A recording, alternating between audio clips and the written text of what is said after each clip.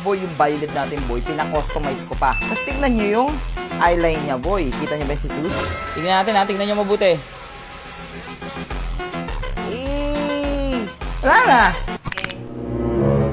Uy!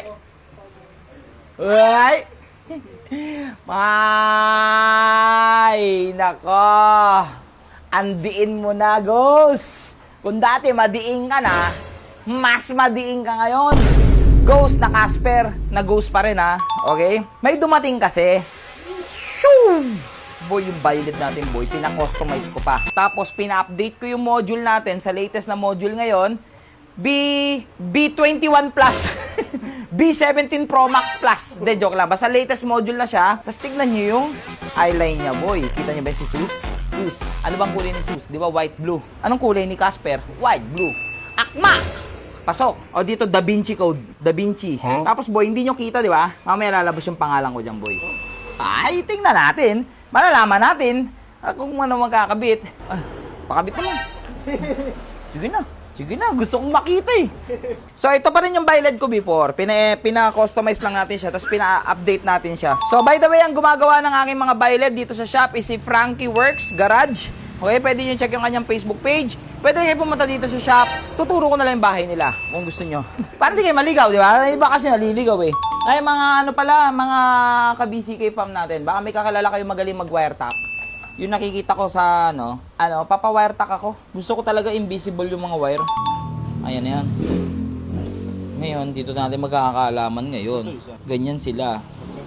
Dito sila ngayon. Kakabit natin yan dito. Pero makikita natin ngayon kung fit ba siya. Pero parang sayad. Wala pang kaha. Sayad na naman. Grabe fender fitment mo, Casper. Ibang level ka. Wala pang kaha to, ha. 0-0 na. Ang galing. Ibang klase ka talaga, Boss Lucio. Ibang klase ka mag-setup. Talagang sira. Boy. Tatry natin. Dito ka. Dito ka. Patay tayo ilaw. Ito nga siya ngayon. Di umaandar. Palit tayo baterya. Lubat. So yan, boy. Nagpalit na tayong battery. Ayan, ha. Tignan natin, ha. Tignan nyo mabuti.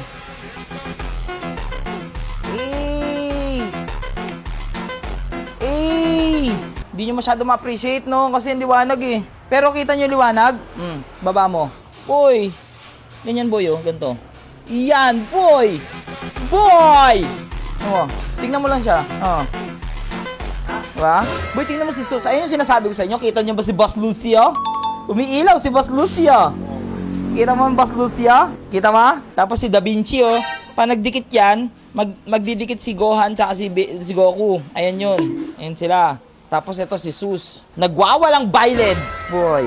Para mas ma-appreciate natin saglit. Wait lang. Boy, pumasok ka sa loob.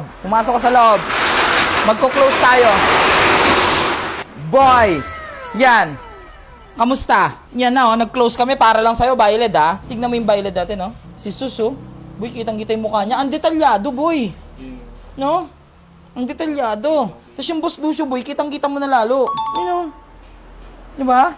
Wala na.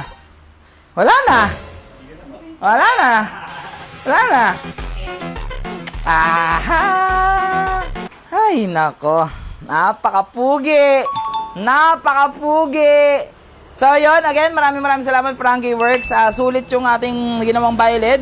So, sa mga magsasabi at magtatanong ng presyo na to, ako na nagsasabi sa inyo, hindi po siya budget meal. Okay, hindi siya budget meal. So, may price talaga siya. Even ito, pinagawa pa to mismo sa Indo. Ito, tong eyeline natin. Pinagawa pa siya sa Indo. Inantay namin to ng parang 8 days. Parang 6 days tata namin inantay to. Or 5 days, basta ganon. Tapos yung gusto ko sanang palitan din sana yung mata natin. Gusto ko yung kanilang Kuya Pats. Yung may LCD ka. So, guys, hindi na biro yung presyo. Masakit na talaga. Eto dito, sana parang parehas no, may mata dito.